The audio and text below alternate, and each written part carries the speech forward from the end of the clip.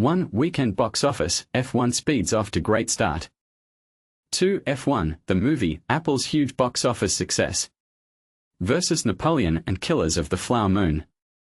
3. Apple's F1 movie smashes records, a look at its success and impact. 1. Weekend box office, F1 speeds off to great start. The weekend's box office was a high-speed thrill ride, but the big question remains, did Brad Pitt and Jerry Bruckheimer's lavish Formula One film, F1, the movie, truly race ahead in the eyes of its investors? While the film's earnings are respectable by racing movie standards, when weighed against its hefty budget, the numbers raise some eyebrows. And here's the twist most people overlook: if audiences start drifting away toward the ever-popular dinosaurs and superheroes, F1's momentum could quickly stall. It's already trailing far behind the AI-themed film that audiences warmly embraced in theaters just a few years ago. F1 takes the lead, biggest opening weekend for a live-action racing film. After kicking off production in 2023, F1, the movie finally hit theaters this weekend.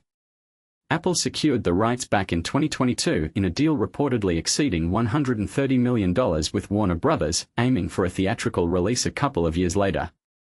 The final budget is estimated around $200 million, though some rumors suggest it could be as high as $300 million. So, how does a $55.6 million opening weekend feel in this context? To put it in perspective, there have been far worse starts for big-budget event films. Apple certainly remembers the underwhelming debut of Argo last year, which opened to just $17.4 million despite its hefty price tag. In fact, F1's opening easily claims the title of the biggest debut for an Apple original film. Even Pixar's recent underperformer had a better weekend, but that still ranks as the second best for Apple, trailing only Martin Scorsese's Killers of the Flower Moon, which opened with $23.2 million. However, when compared to the roughly 108 films with budgets equal to or exceeding F1's, between 69 and 76 of them, depending on final Monday tallies, had stronger opening weekends. But there's a silver lining for director Joseph Kosinski's project: some films with similar or even weaker starts have gone on to earn $200 million domestically. Superman Returns is a notable example, being the only summer release to achieve that feat for Brad Pitt. F1 marks his second biggest opening weekend, trailing only World War Z's $66.4 million. And here's a fun fact: F1 now holds the record for the best opening weekend for a live-action car racing film.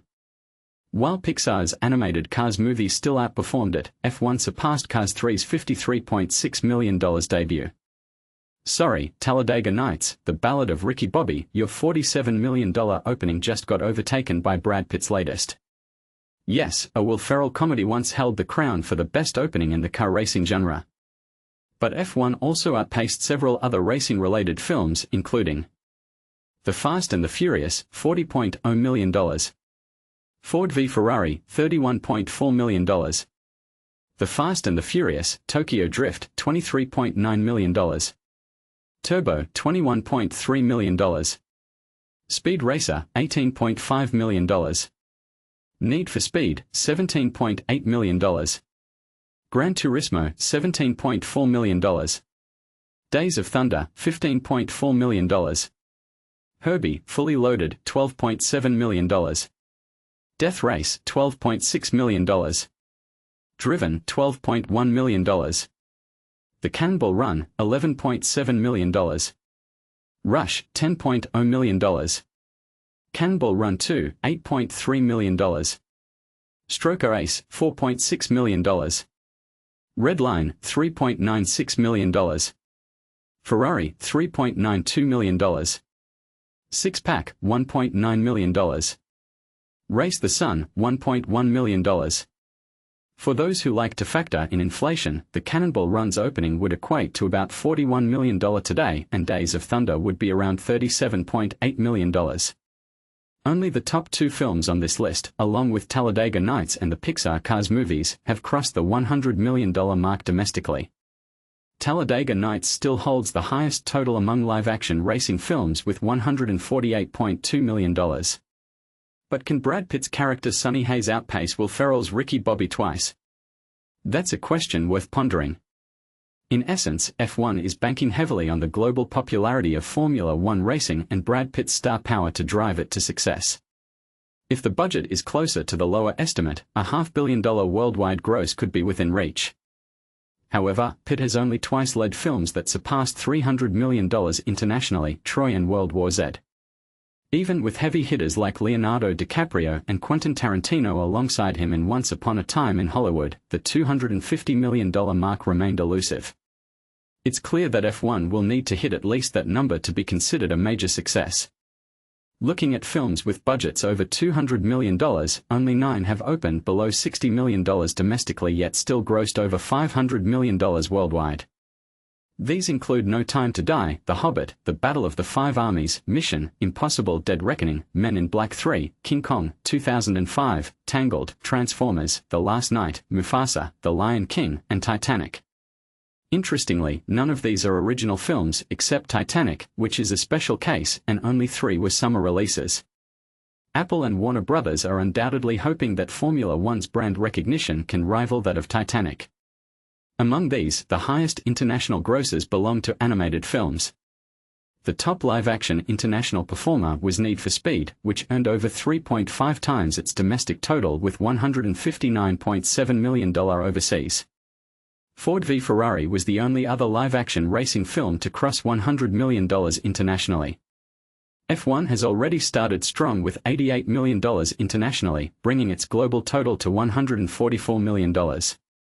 But unlike Sunny Hayes, there's no shortcut to victory if the film's momentum falters amid upcoming blockbuster summer releases. It might even need a revival akin to Sinners to avoid becoming a disappointment unless racing fans worldwide rally behind it. Top 10 highlights: M3GAN 2.0 stumbles, Lilo and Stitch nears $400 million milestone. Coming in second place is How to Train Your Dragon, a 2-time box office champion. With an estimated $19.4 million this weekend, it's on track to hit $200 million domestically in 17 or 18 days. It currently stands at $199.6 million, about $9 million ahead of where Harry Potter and the Prisoner of Azkaban was at a similar point. Even if audiences shift their attention from dragons to dinosaurs, HTTYD seems poised to reach $250 to $260 million domestically. Adding another $45 million internationally this weekend brings its global total to $454 million, making it the 4th US release this year to approach the $500 million mark. Pixar's Elio continues to struggle, earning $10.7 million in its second weekend.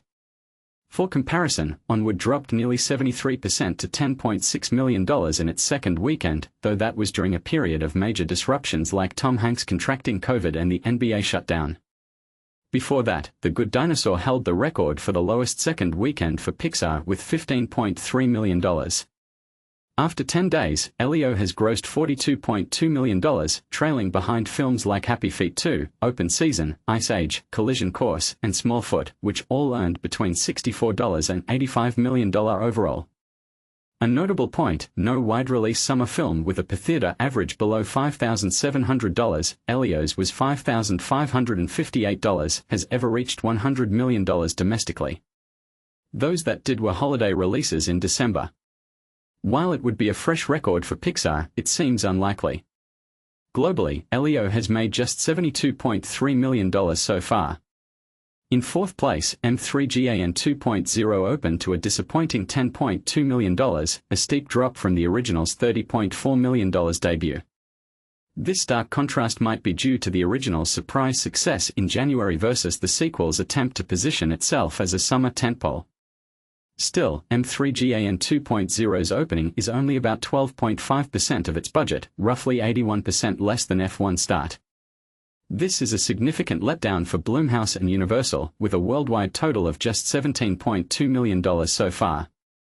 Even at the lower end of its $15 to $25 million budget, turning a profit looks challenging. The original film was a massive hit, grossing $91.1 million domestically and $84.9 million internationally on a mere $12 million budget. This sequel's performance raises questions, especially since the original is currently only available on Star streaming. 28 years later experienced a predictable 67.7% drop to $9.7 million this weekend. After 10 days, it has earned $50 million domestically, a solid figure considering the previous films in the series grossed less than $74 million combined. With a bigger budget this time, the film is aiming for around $150 million globally. Its domestic numbers align with films like Annabelle Comes Home and The Chronicles of Riddick, which had similar second weekends.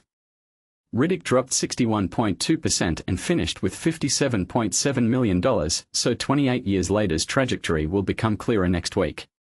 If it continues to drop sharply, it might end near $65 million. If it steadies, $75 to $80 million is possible. The $60 million budget may limit its success, but it's still in the running. Internationally, it has made $103 million. How audiences' mixed feelings about the later series will impact the upcoming January release of The Bone Temple remains to be seen. Lilo and Stitch is closing in on the $400 million domestic milestone, expected to reach it in 38 days with a $6.9 million weekend. While 29 films have hit this mark faster, it's still a major win for Disney. Minecraft, the movie, had already surpassed $408 million by this point with a $7.6 million sixth weekend. Stitch won't catch Minecraft domestically, likely finishing around $410 to $420 million, but globally it has amassed $946 million.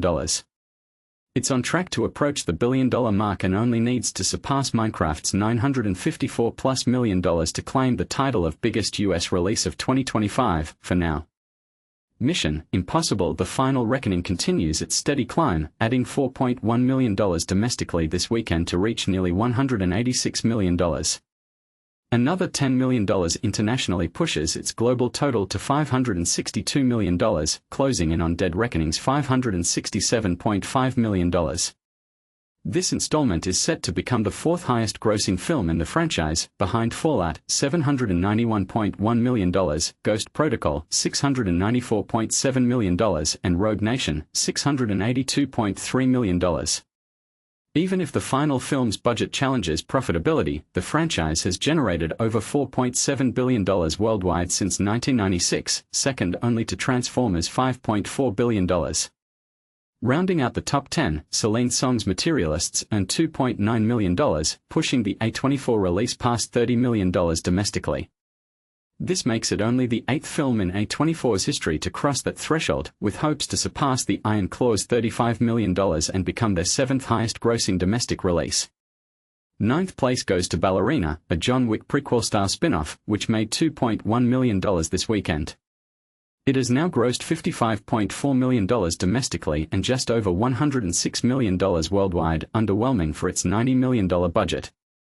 Holding on to the 10th spot is Karate Kid: Legends with $1 million this weekend.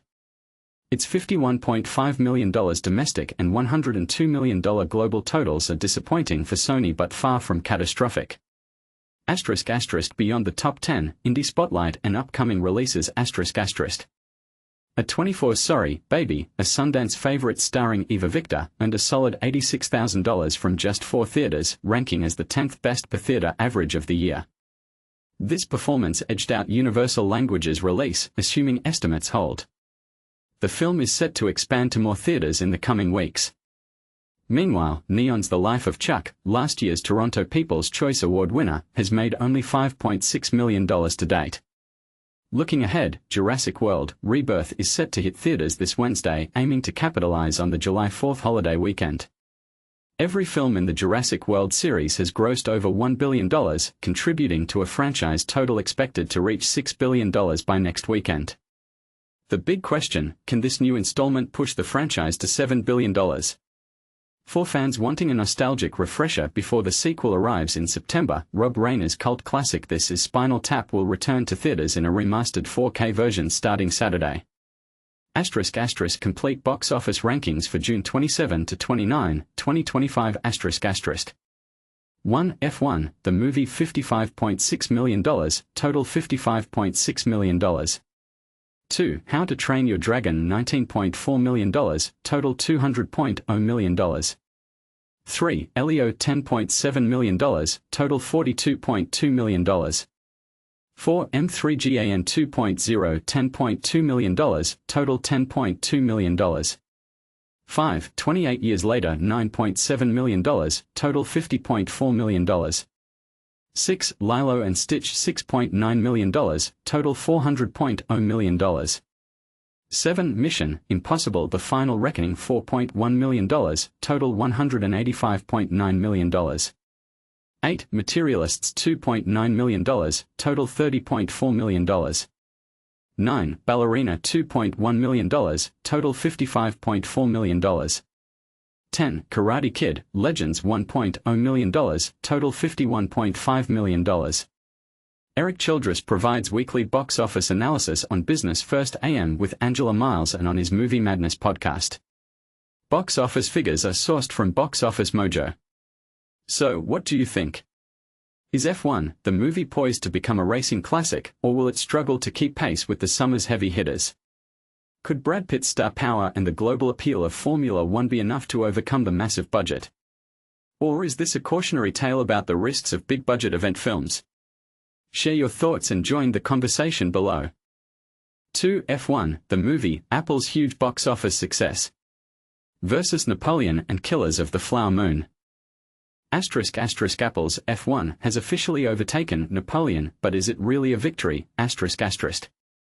Let's be honest, the movie world is full of surprises. And right now, one of the biggest shocks is that Apple's racing drama, F1, has not only surpassed Napoleon at the box office, but it's also become the tech giant's highest-grossing film to date. After just 10 days, F1 has racked up a staggering $293 million globally, leaving Martin Scorsese's Killers of the Flower Moon $158 million and Ridley Scott's Napoleon $221 million in the dust. But here's where it gets controversial, considering Apple's track record with theatrical releases, specifically the significant flops of Fly Me to the Moon $42 million and Argylle $96 million. This success feels complicated. For years, Apple has been experimenting with big-budget films, often with disastrous results. These projects, costing upwards of $200 million, consistently failed to generate a profit in theaters. The pressure was mounting. There was a palpable sense within Apple that if F1 didn't deliver, the company might be forced to abandon its ambitions in the movie business altogether, shifting its focus entirely to the thriving world of Apple TV+, the platform brimming with hits like Severance and Ted Lasso.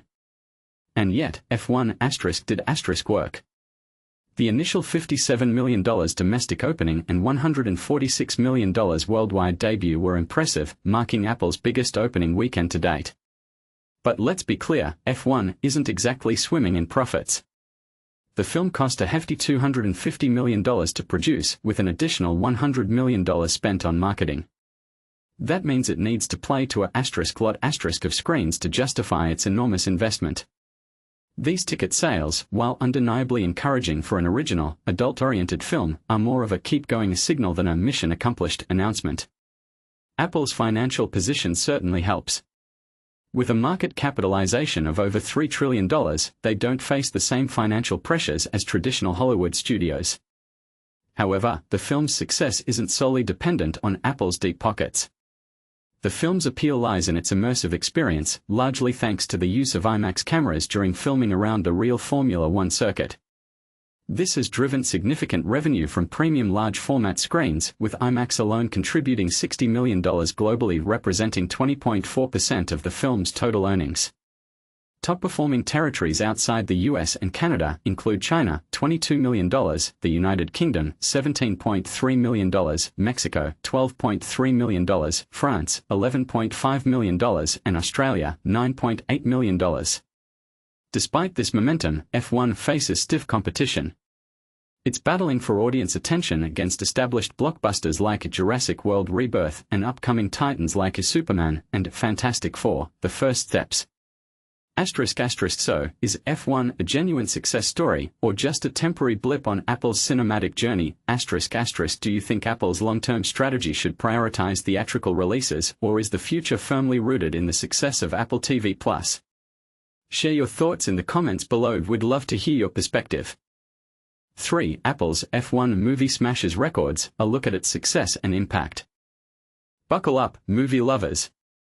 Apple's F1, the movie, is racing towards a record-breaking finish, even before it crosses the theatrical finish line. This high-octane film has already zoomed past $293 million at the global box office, outpacing Ridley Scott's Napoleon to become Apple's highest-grossing theatrical release ever. But here's where it gets interesting.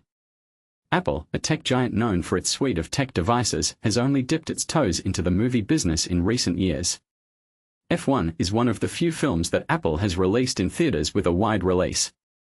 The company's foray into the media business has been a strategic move, with F1 serving as a perfect test case for how a streaming service can develop a film tailor-made for the big screen while simultaneously promoting it across millions of small screens to its subscribers.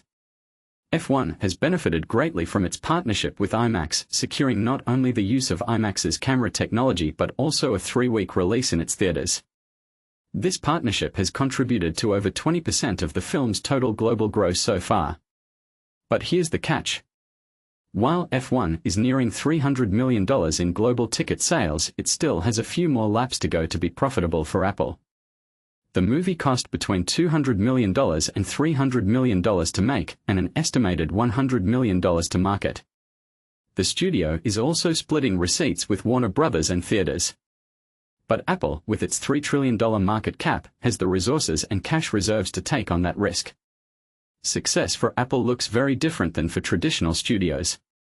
Entertainment isn't Apple's main revenue driver. The company is not just spending money on movies and television products to fuel sales of its phones, TVs, and computers. Apple has gained momentum in the pop culture space with shows like Ted Lasso, Severance, and At the Studio, and was the first streamer to win the Best Picture award at the Oscars for 2021's Coda. So, what does this mean for the future of streaming services in the movie business? Can they continue to produce blockbuster hits like F1 while maintaining their primary focus on tech devices? And how will this impact traditional studios? Let us know your thoughts in the comments.